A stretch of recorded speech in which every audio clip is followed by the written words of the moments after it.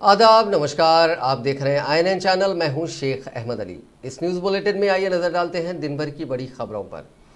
Chief minister Chandrashekhar Rao ने आज फिर एक मरतबा इस बात का आदा किया है कि सेक्रेटेरिएट में मुनज़्ज़म करदा 2 मसाजिद उसी मकाम पर तामीर की जाएंगी। इस मामले में किसी को शक करने की ज़रूरत नहीं है। रियासती असम्बली में कायद मजलिस अकबरुद्दीन अवैसी की तजवीज़ पर बयान देते हुए चीफ मिनिस्टर ने कहा कि मसाजिद और मंदिर को तोड़ना हमारा मकसद नहीं था। उसी मकाम पर दोबारा 2 मसाजिद तामीर की जाएंगी और 2 मसाजिद के दरमियान वाक़ ज़मीन को इमाम की रिहाइश के लिए मख्तस किया जाएगा और मसाजिद को वक्फ बोर्ड के हवाले किया जाएगा। इसलिए जहां मस्जिदां थे, जहां पे मस्जिद थी, उसको गिराने का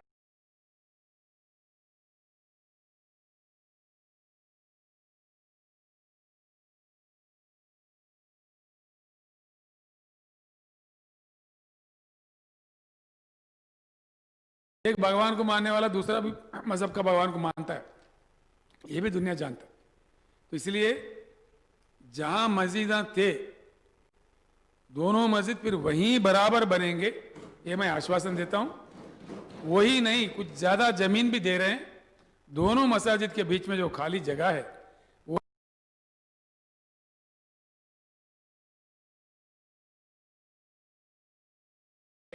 इंशाल्लाह से फर्स्ट क्लास बनेंगे। बाज़ाब्ता मैं आपको ये देता हूं। और मंदिर भी बनेंगे। इस बीच में हमारे क्रिश्चियन भाई भी आए, सेक्रेटरीट है तो हमारे को बना के दो, हमारे लोग भी है, हम भी इबादत करते। मैंने कहा बिल्कुल भाई, क्रिश्चियन भाइयों के लिए एक चर्च बनेगा, एक मंदिर बनेगा और मसाजिद जो 2 थे हमारे। दुनिया भर में कोरोना वायरस से मुतासरीन का आंकड़ा आज 2,77,87,608 हो गया, जबकि इस मौजी वायरस से अब तक 9,02,816 अफराद की मौत हो गई है। हिंदुस्तान में कोविड-19 के मुतासरीन का आंकड़ा 43,70,128 हो गया, जबकि 73,890 अफराद हलाक हो चुके हैं। तेलंगाना में मुतासरीन की तादाद 1,47,642 हो गई है, जबकि 916 अफराद हलाक हो चुके हैं।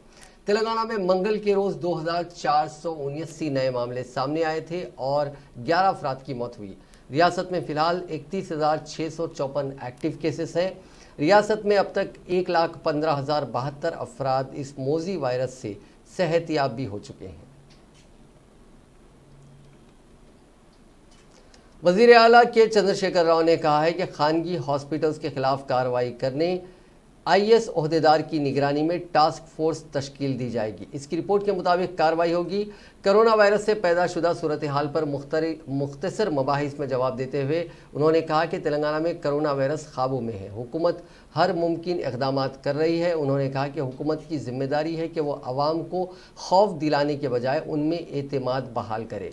इसी तरह हुकूमत काम कर रही है। वज़ीर आला ने कोरोना वायरस को आरोग्यश्री में शामिल करने पर गौर करते हुए उन्होंने कहा कि आरोग्यश्री में शामिल करने के तजवीज़ पर जल्द ही गौर किया जाएगा और फैसला लिया जाएगा। उन्होंने कहा कि हुकूमत कोरोना वायरस से निपटने में पूरी तरह मुतहरिक है।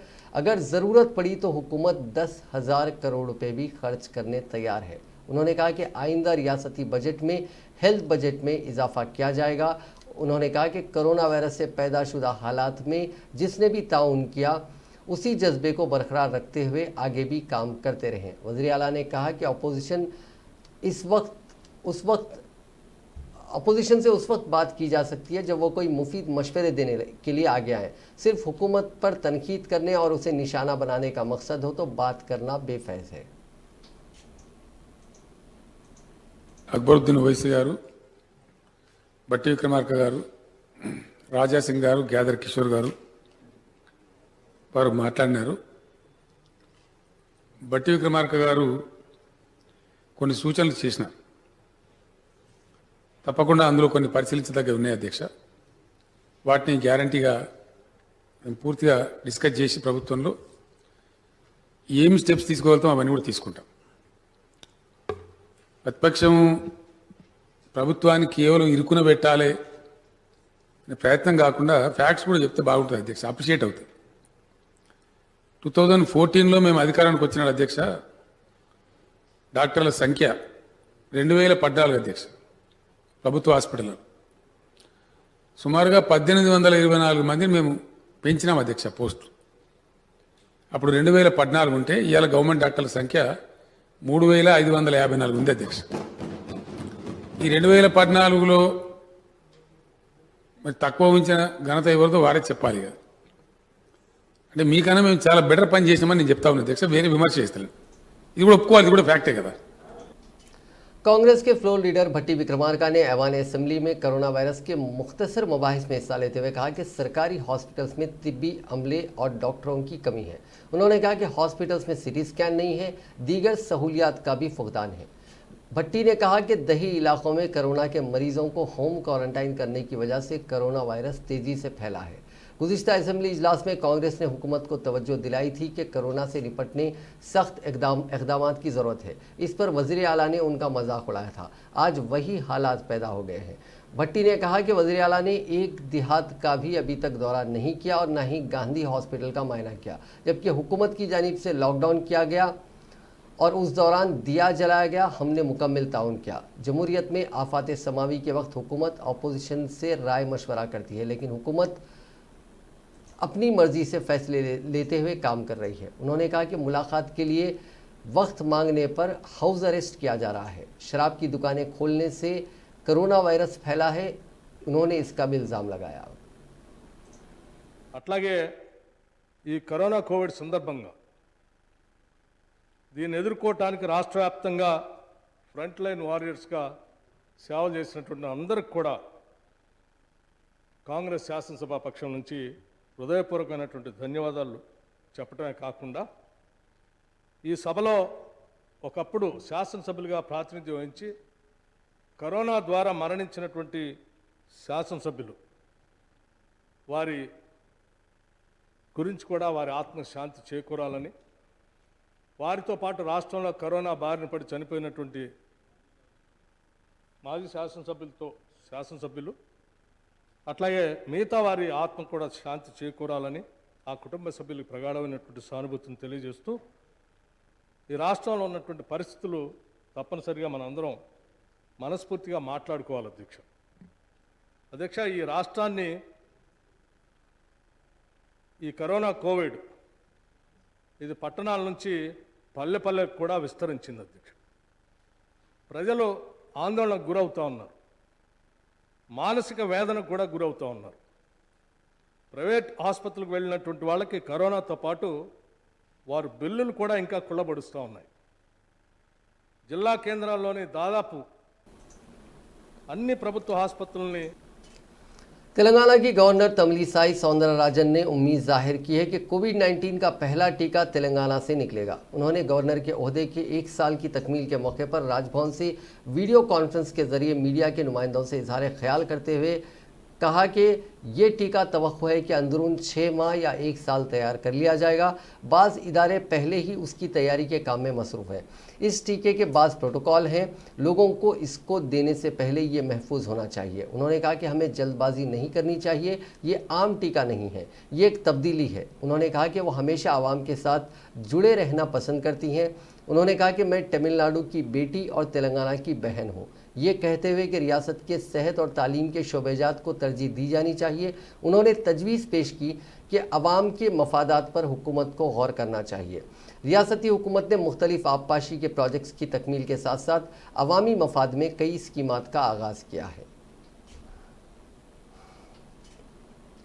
इंडियन मेडिकल एसोसिएशन यानी IMA सिद्दीपेट चैप्टर के सदर डॉक्टर शंकर राव की इलाज के दौरान मौत हो गई। वो कोरोना से मुतासिर थे, जिसके बाद उनको इलाज के लिए किम्स हॉस्पिटल मुंतकिल किया गया था, जहां मंगल की शब उन्होंने आखिरी सांस ली। डॉक्टर शंकर राव सिद्दीपेट के मशहूर ऑर्थोपेडिशियन थे। 25 दिन कबल वो इस मोजी मर्ज से मुतासिर पाए गए, जिसके बाद उनको किम्स हॉस्पिटल सिकंदराबाद मुंतकिल किया गया। ताहम कल शब उनकी इलाज के दौरान मौत हो गई। वज़ीर आला चंद्रशेखर राव ने ऐलान किया है कि तेलंगाना में जल्द ही अराजियात के सर्वे का काम मुकम्मल कर लिया जाएगा। एक इंच अराजी का सर्वे किया जाएगा और सरकारी दस्तावेजात में उसका इंदराज भी किया जाएगा। उन्होंने असेंबली में रेवेन्यू बिल पेश करते हुए कहा कि MROs और RDOs के खुसूसी इख्तियारात ख़त्म कर दिए गए हैं, ताहम MROs को ज़रई अराजियात के रजिस्ट्रेशन के इख्तियारात दिए गए हैं। सब रजिस्ट्रार को सिर्फ गैर ज़रूरी अराजी के इंदराज का इख्तियार दिया गया है और तहसीलदारों को सब रजिस्ट्रार के इख्तियारात दिए जाएंगे। वज़ीर आला ने कहा कि ये काफ़ी शफाफ और IT से मरबूत तरीक़ेकार है जिसका निफाज रियासत में नए रेवेन्यू एक्ट के तहत अमल में लाया जाएगा। अवाम को अपनी जायदादों की रजिस्ट्री के लिए इंतज़ार करने की ज़रूरत नहीं है। बरसरे मौका अराजी ख़रीदने वालों को रजिस्ट्री के दस्तावेज़ात हवाले किए जाएंगे। अब से तमाम सब रजिस्ट्रार म्यूटेशन के दस्तावेज़ात मकामी इदारे जात से हटा देंगे। सब रजिस्ट्रार सिर्फ गैर ज़रूरी अराजियात की रजिस्ट्री का काम करेंगे। MROs तमाम ज़रूरी अराजियात के रजिस्ट्रेशन का काम करेंगे और यही ओहदेदार म्यूटेशन भी जारी करेंगे। क़ब्ल RDOs म्यूटेशन के दस्तावेज़ात जारी करते थे। अराजियात से मुतालिक तमाम तनाज़ात के ज़ेर इल्तिमा मामलात की फास्ट ट्रैक कोर्ट मुंतकली अमल में लाई जाएगी ताकि उनका तस्फिया किया जा सके।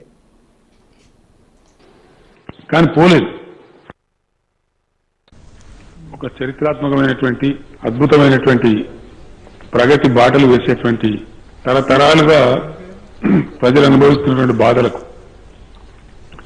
చరమగీతం పాడి ముఖ్యంగా రైతులకు నిరుపేదలకు నోరు లేని వారికి అద్భుతమైనటువంటి సరళీకృతమైనటువంటి అవినీతి రహితమైనటువంటి ఒక కొత్త చట్టాన్ని ఈ శాసనసభలో ప్రతిపాదిస్తున్నందుకు తెలంగాణ రాష్ట్రం వచ్చిన రోజు నేను ఎంత సంతోషంగా ఉన్నానో అధ్యక్ష, ఈరోజు ఈక్వల్ గా అంతే సంతోషంగా ఉన్నానని మనం చెప్తాం. సరే, నేను వ్యక్తుల పేర్లు చెప్పాల్సిన నాకు అవసరం లేదు, సందర్భం కూడా కాదు. కానీ ఎందుకో ఏమో వీళ్ళందరూ కూడా ఇంచుమించు 28th సెంచరీ నుంచి మనకు 20వ శతాబ్దం ప్రారంభం నుంచే IT ఇన్ఫర్మేషన్ టెక్నాలజీ బాగా అభివృద్ధి చెందినప్పటికీ ఎందుకేమో వారు దీంట్లో దాని యొక్క ఇంటర్వెన్షన్ తీసుకురాలేదు అధ్యక్ష. తెస్తే చాలా సమస్యలు పోయాయి కానీ పోలేదు. वज़ीर इंफॉर्मेशन टेक्नोलॉजी के तारक रामाराव ने कहा है कि ज़रूरी शोबे में इख्तिरात की तोसी करते हुए तेलंगाना हुकूमत iHub इंटरनेट के जरिए रैतु वेदिकाओं को मजबूत करेगी। उन्होंने कहा कि टेक्नोलॉजी का इस्तेमाल मालूमात को आम करने जैसे पेस्ट कंट्रोल के लिए किया जाएगा ताकि ये बताया जाए कि रैतु वेदिका के जरिए कब तखुमरेजी की जाए और कब फसल की कटाई की जाए। वज़ीर मौसूफ ने तेलंगाना कानून साज असम्बली में पूछे गए मुख्तलिफ सवालात का जवाब देते हुए कहा कि T-Hub जिसका क़याम नवंबर 2015 में अमल में लाया गया था उसको मुल्क की सबसे बड़े और बेहतरीन टेक्नोलॉजी वाले इंक्यूबेटर में तब्दील किया गया है। स्टार्टअप कंपनियों की तादाद 400 से बढ़ाकर 2000 से ज़ायद की गई। T-Hub ने अपने कॉरपोरेट इनोवेशन के आगाज़ के लिए 400 कंपनियों की हौसला अफजाई की है। उन्होंने कहा कि ताहाल स्टार्टअप्स के ज़रिए 1120 करोड़ रुपए की सरमायाकारी माफ़ कीजिएगा 1201,120 स्टार्टअप के ज़रिए 1800 करोड़ रुपए की सरमायाकारी हुई है और इसके ज़रिए 2500 अफराद को रोज़गार के मौके हासिल हुए हैं। उन्होंने कहा कि 3.5 लाख मुरब्बा फीट वाला T-Hub 276 करोड़ रुपए के सरफे से तामीर किया जा रहा है। जारिया साल के आखिर तक उसकी तकमील हो जाएगी। इस मरकज़ में 1000 स्टार्टअप्स की गुंजाइश है। उन्होंने TRS के अराकीन मुख्तलिफ अराकीन के सवालात की जानिब से पूछे गए सवालात के जवाब में ये सब कहा।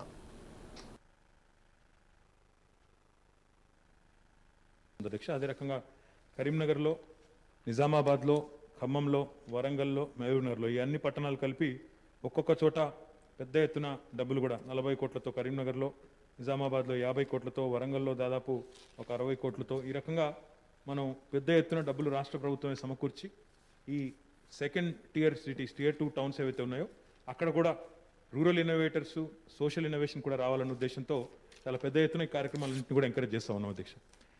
వారు వివేకానంద్ గారు కార్పొరేట్ ఇన్నోవేషన్ సక్సెస్ స్టోరీస్ని షోకేస్ చేయమన్నారు, తప్పకుండా చేస్తాం అధ్యక్ష. వీటితో పాటు మన రాష్ట్రంలో కేవలం హైదరాబాద్కి పరిమితం కాకుండా ఇన్నోవేషన్ అనేది కాలేజీల్లో, అదేవిధంగా స్కూళ్ళల్లో, హై స్కూళ్ళల్లో కూడా ఉండాలన్న ఉద్దేశంతో తెలంగాణ స్టేట్ ఇన్నోవేషన్ సెల్ అనే ఒక సంస్థను కూడా స్థాపించాం అధ్యక్ష. దానికి ఒక చీఫ్ ఇన్నోవేషన్ ఆఫీసర్ కూడా ఉన్నారు. వారి ఆధ్వర్యంలో ఇంటింటా ఇన్నోవేటర్ అనే ఒక కార్యక్రమం కూడా ప్రయత్నం చేస్తూ ఉన్నాము. తద్వారా ఆగస్టు 15 నాడు జిల్లాల వారీగా మరి యంగ్ ఇన్నోవేటర్స్ని, రూరల్ ఇన్నోవేటర్స్ని కూడా ఎంకరేజ్ చేస్తూ ఉన్నాం అధ్యక్ష. 120 కాలేజీలు, అదే రకంగా వందల సంఖ్యలో స్కూళ్ళల్లో ఇప్పటికే ఈ కార్యక్రమం నడుస్తూ ఉంది. ఇంకా కూడా దీన్ని వ్యాపింపజేసే ప్రయత్నం చేస్తాం అధ్యక్ష. వీటితో పాటు జీవన్ రెడ్డి గారు వి హబ్ గురించి అడిగారు అధ్యక్ష. ఇది విమెన్ అంటే ఇంక్లూజివ్ గ్రోత్ ఉండాలి, ఇన్నోవేషన్లో కూడా ఇంక్లూజివ్ అప్రోచ్ ఉండాలన్న ఉద్దేశంతో మహిళా ఔత్సాహిక పారిశ్రామికవేత్తలను కూడా మనం ఎంకరేజ్ చేసే దిశగా మరి వి హబ్ అనే ఒక ప్రత్యేక సంస్థను ఆనాడు గ్లోబల్ ఆంటర్ప్రినర్షిప్ సమిట్లో భాగంగా చేపట్టాం అధ్యక్ష. అది ఇప్పటికే విజయవంతంగా నడుస్తూ ఉంది. ఒక 8 రాష్ట్రాలతో ఇప్పటికే మనం ఎంఓయూస్ కుదుర్చుకున్నాం అధ్యక్ష, అంగీకార పత్రాలు కుదుర్చుకున్నాం. ఆ రాష్ట్రాలన్నిటికీ కూడా ఇన్నోవేషన్లో మనం పార్ట్నర్గా వారితో ముందుకు పోతా ఉన్నాం. అందులో గోవా ఉంది, ఢిల్లీ ఉంది, అస్సాం ఉంది, ఇంకా చాలా రాష్ట్రాలు, చాలా సంస్థలు ఉన్నాయి అధ్యక్ష. వ్యవసాయానికి సంబంధించిన ఏమైనా కార్యక్రమాలు చేస్తున్నారని అడిగారు మిత్రులు జీవన్ రెడ్డి గారు, అదే రకంగా సైద్ రెడ్డి గారు అధ్యక్ష. మనము ఇక్కడ ఇక్రిసాట్ అనే ఒక సంస్థ ఉంది అధ్యక్ష. ఇక్రిసాట్లో ఐ హబ్ అనే ఒక సంస్థ, ఇన్నోవేషన్ హబ్ అనే तेलंगाना हुकूमत शादी के दिन ही शादी मुबारक और कल्याण लक्ष्मी के चेक्स जारी करेगी। इस बात का ऐलान रियासती असेंबली में वजीर बहबूदी पसमानदा तबकात गंगुला कमलाकर ने किया। मुस्लिम लड़कियों की शादी के लिए शादी मुबारक स्कीम और दीगर तबकात के लिए कल्याण लक्ष्मी स्कीम पर मौसर तौर पर रियासत में अमल किया जा रहा है। वज़ीर मौसूफ ने कहा कि शादी के दिन ही लड़की के ख़ानदान को ये चेक हवाले किया जाएगा। रियासती हुकूमत ने ताहाल 1100 करोड़ रुपए की रकम लॉकडाउन के दौरान इस्तेफादा कुनिंदगान के हवाले की। उन्होंने कहा कि बाज़ मामलात में जांच में वक्त लगने से ताख़ीर हो रही है। वज़ीर मौसूफ ने कहा कि हुकूमत ख़ानदान की मर्ज़ी के ख़िलाफ़ मोहब्बत की शादी करने वाली लड़की के नाम पर चेक जारी करने की दरख्वास्त पर गौर कर रही है, क्योंकि उमूमन इस स्कीम का चेक लड़की की मां के नाम जारी किया जाता है।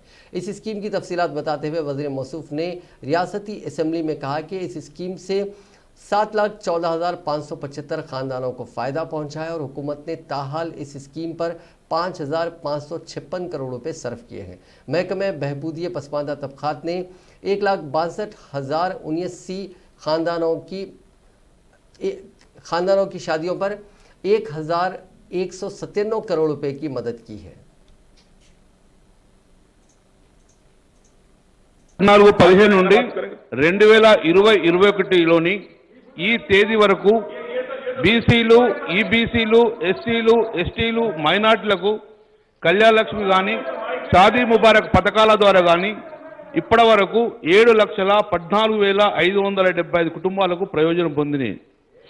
అందులో బీసీ సంక్షేమ శాఖ సంబంధించి 3,04,206 కుటుంబాలకు గాను, మైనార్టీ సంక్షేమ శాఖ ద్వారా 1,62,079 కుటుంబాలకు గాను, గిరిజన సంక్షేమ శాఖ ద్వారా 94,193 కుటుంబాలకు కానీ, షెడ్యూల్ కులాల అభివృద్ధి శాఖ ద్వారా కానీ 1,54,097 కుటుంబాలకు, మొత్తం కలిపితే 7,14,575 కుటుంబాలకు కానీ కుటుంబాలకు కళ్యాణ లక్ష్మి కానీ షాదీ ముబారకు ఈ కుటుంబాలకు వర్తింపబడ్డాయి అధ్యక్ష.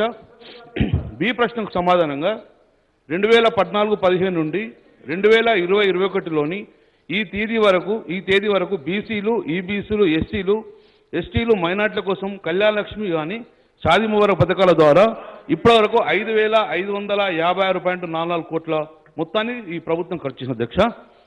దానికి గాను ఈరోజు బీసీ సంక్షేమ పథకం ద్వారా 2,523 वज़ीर अक़लियती बहबूद कोपुला ईश्वर ने कहा है कि वक्फ अराज़ियात के तहफ़्फ़ुज़ के मामले में हुकूमत संजीदगी से काम कर रही है। वक्फ़ा सवालात के दौरान वक्फ सर्वे से मुतालिक उठाए गए सवाल का जवाब देते हुए उन्होंने कहा कि वक्फ सर्वे का काम मुकम्मल होने के बावजूद उसको वक्फ गेज़ेट में शामिल करने में ताख़ीर हुई है। कोविड-19 की वजह से ये काम 6 माह से नहीं हुआ। पहले सर्वे का गज़ेट 2002 में जारी किया गया था, दूसरा सर्वे 2016 में मुकम्मल हुआ, जिसको वक्फ बोर्ड को दिया गया। उसकी जांच करने के बाद उसको गज़ेट में शामिल किया जा सके। वज़ीर मौसूफ ने कहा कि जुमला 13,610 वक्फ इदारों की निशानदही की गई है, उनमें बेशतर अराज़ियात का तनाज़ा है, जिसके लिए उसको दोबारा स्क्रीनिंग करने के लिए वक्फ बोर्ड को हिदायत दी गई है। ये काम अभी भी जारी है।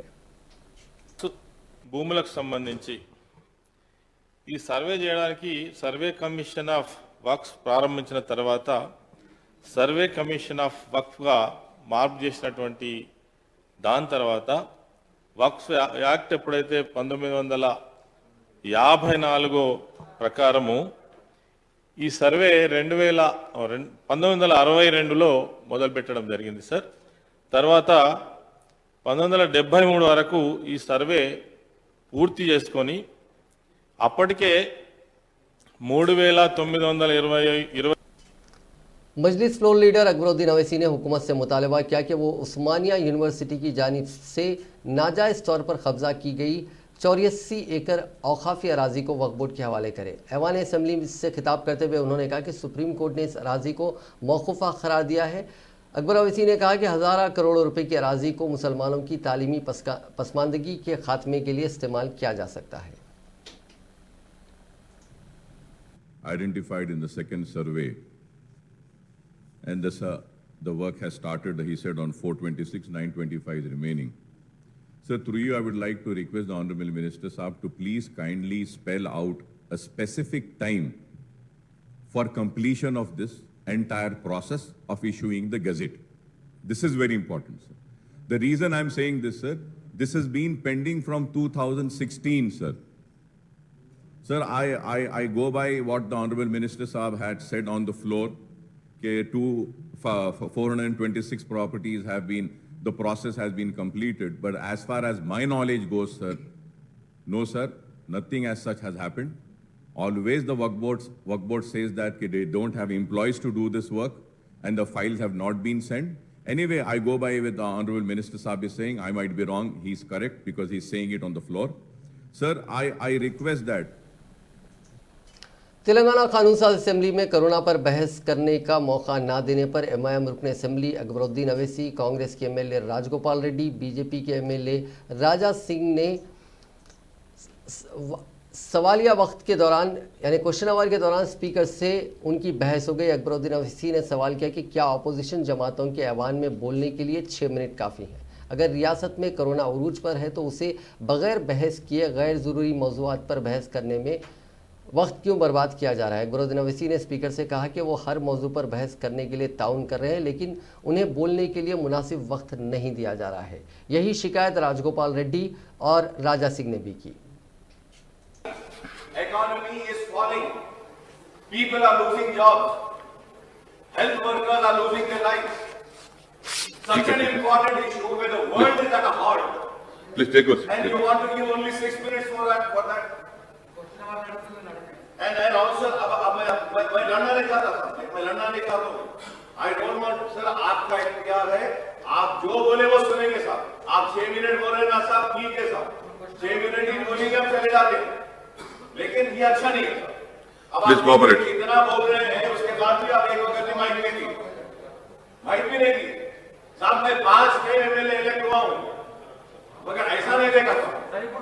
Please cooperate. ऐसा नहीं है। Requesting to you. Okay. Kindly look into it. और इतना बोलने के बाद आप माइक भी नहीं देते आप। नहीं, क्वेश्चन और है ना सब। माइक भी नहीं देना sir. Sir, it's an important. You have laid a paper. You have laid a paper.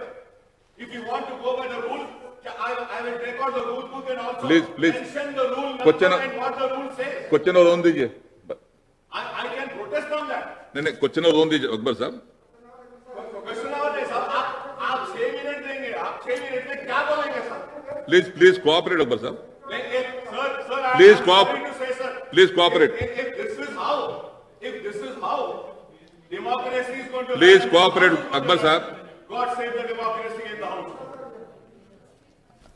अध्यक्ष, Telangana state engineering agriculture medicine common entrance test यानी एमसेट इम्तिहान बराए इंजीनियरिंग स्ट्रीम आज कोविड-19 के तमाम सलामती के प्रोटोकॉल के साथ मुनक़िद हुआ। ये इम्तिहान 102 मराकिज़ बशमुल तेलंगाना के 79 और आंध्र प्रदेश के 23 मराकिज़ में मुनक़िद हुआ। उम्मीदवारों को इम्तिहान से आधा घंटा पहले अंदर जाने की इजाज़त दे दी गई। कोविड-19 वबा के पेश नज़र तलबा ने मास्क लगाकर इम्तिहान में शिरकत की, साथ ही जिस्मानी फासले के उसूलों पर अमल किया, जबकि हुक्काम ने तलबा के लिए सैनिटाइज़र फराहम किए। जवाहरलाल नेहरू टेक्नोलॉजिकल यूनिवर्सिटी हैदराबाद के हुक्काम ने इम्तिहानी मराकिज़ पर वसी इंतजाम किए थे, जिनमें इम्तिहान से पहले और बाद में सैनिटाइज़र की फराहमी भी शामिल थी। इस इम्तिहान के लिए जुमला 1,43,165 उम्मीदवारों ने रजिस्ट्रेशन करवाया था। ये इम्तिहान मज़ीद 3 दिन यानी 14 सितंबर तक जारी रहेगा।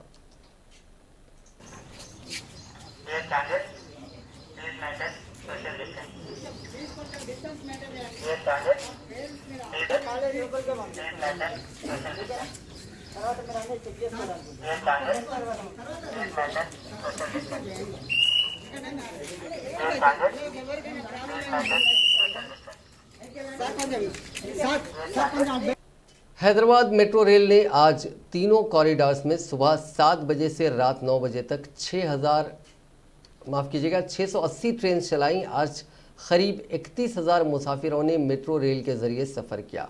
HMRL के मुताबिक जुमेरात से सभी कॉरिडोर्स में ट्रेन सर्विसेज मामूल के मुताबिक सुबह 7 बजे से रात 9 बजे तक चलेंगी। कोविड-19 के जरासीम से बचने सैनिटाइजर डालकर बनाई गई चिकन करी के इस्तेमाल के बाद एक शख्स बीमार पड़ गया। ये वाकया तेलंगाना के ज़िले करीमनगर में पेश आया। तफसीलात के मुताबिक ज़िले के पापा कापली के साकिन यौमिया उजरत पर काम करने वाले मोहम्मद याकूब ने अपने ख़ानदान के लिए चिकन करी तैयार की। ताहम उन्होंने इस डिश में हैंड सैनिटाइज़र मिला दिया ताकि चिकन में कोरोना के जरासीम हो तो उससे मर जाएं। ये वाक़या अगरचे कि अगस्त में पेश आया, ताहम इसका इल्म गुज़िश्ता रोज़ हुआ क्योंकि एक मकामी अवामी नुमाइंदे ने इस बात का इल्म होने पर याकूब के मकान पहुंचकर उनके इलाज के लिए रकम दी और यकीन दहानी करवाई कि वो इस मामले को वज़ीर सेहत ईटला राजेंद्र के इल्म में लाएंगे। इस चिकन करी को याकूब के घर वालों ने खाने से इनकार कर दिया क्योंकि उसमें बदबू आ रही थी। इस चिकन करी को खाने के बाद याकूब को उल्टियाँ होने लगी। बाद अज़ां उनको वरंगल ज़िले के MGM हॉस्पिटल मुंतकिल किया गया, जहां डॉक्टर्स ने बताया कि सैनिटाइज़र से उनकी आंतों को नुकसान पहुंचा है। इसी दौरान याकूब अस्पताल से फरार हो गए क्योंकि उस अस्पताल में कोरोना के मरीज भी ज़ेर इलाज थे। वो अस्पताल से सीधे अपने मकान पहुंचे और 1 माह से अपने मकान में ही अलील थे क्योंकि उनके पास इलाज के लिए रकम नहीं थी। मकामी ज़िला परिषद रुकन श्रीराम शाम को इस बात का इल्म हुआ, जिसके बाद वो याकूब के मकान पहुंचे और फौरी तौर पर इलाज के लिए रकम हवाले की। उन्होंने इस मसले को वज़ीर सेहत के इल्म में लाने का भी यकीन दिलवाया। Maulana Azad national Urdu university officers association ने आज हुकूमत हिंद की जानिब से सरकारी मुलाजिमीन की क़ब्ल अज़ वक्त जबरी सुबुकदोशी के अहकामात के खिलाफ एहतजाज किया। यूनिवर्सिटी असातिज़ा की अंजुमन और मानू एम्प्लॉयज़ वेलफेयर एसोसिएशन ने उसकी तायद करते हुए लंच के वक्फे में एहतजाज में हिस्सा लिया। हुकूमत ने 28 अगस्त को जारी अहकाम में सरकारी मुलाजिमीन की जबरी सुबुकदोशी की राह हमवार कर दी थी। इस एहतजाज में मानू के कई सीनियर मुलाजिमीन भी शामिल हुए थे। एहतजाजी मुलाजिमीन से खिताब करते हुए मुजाहिद अली ने कहा कि यह हुक्मनामा मुलाजिमीन के लिए तबाहकुन साबित होगा। किसी भी मुलाजिम को जिसकी उम्र 50 से 55 हो या जिसने 30 साल खिदमत मुकम्मल कर ली हो, बरतरफ करने के लिए इसे इस्तेमाल किया जाएगा। उन्होंने हुकूमत के अहकाम को लेबर कवानीन के मगायर करार दिया। प्रोफेसर शाहिदा ने असातिज़ा बरादरी की नुमाइंदगी करते हुए कहा कि हुकूमत के अहकाम से मुलाजिमीन की मुश्किलात में इजाफा होगा जो पहले ही कोविड से परेशान है। ओडिशा पुलिस के स्पेशल ऑपरेशंस ग्रुप और डिस्ट्रिक्ट वॉलंटरी फोर्स के साथ हुई मुठभेड़ में 5 मुश्तबा माओइस्ट मारे गए हैं। ये मुठभेड़ कलाहंडी और कंधामल जिलों की सरहद पर पेश आई। इंटेलिजेंस के इनपुट की बुनियाद पर मंगल के रोज़ ये ऑपरेशन शुरू किया गया था, लेकिन यह मुठभेड़ आज सुबह 11 बजे कंधामल ज़िले के सिरकी गांव में पेश आई। तफसीलात के मुताबिक यह मुठभेड़ करीब आधा घंटा चलती रही, जिसमें 5 मुश्तबा माओइस्ट मारे गए हैं। तेलंगाना में आज एक एडिशनल कलेक्टर को रिश्वत कबूल करते हुए रंगे हाथों पकड़ लिया गया। बावसूख जराये के मुताबिक मेदक के एडिशनल कलेक्टर नागेश पर इल्ज़ाम है कि उन्होंने 112 एकड़ अराजी के एक मामले में NOC की इजराई के लिए 1 करोड़ 12 लाख रुपए की रिश्वत के तौर पर तलब की थी।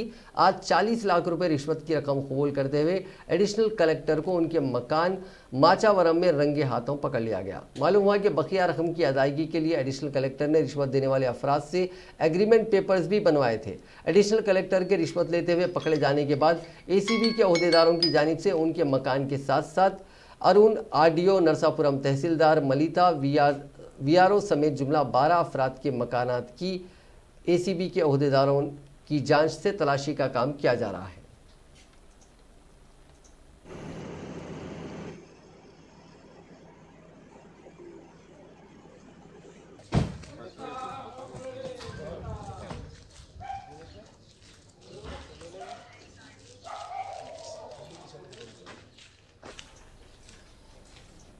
नाजरीन, इस न्यूज़ बुलेटिन में बस इतना ही। देखते रहिए INN चैनल।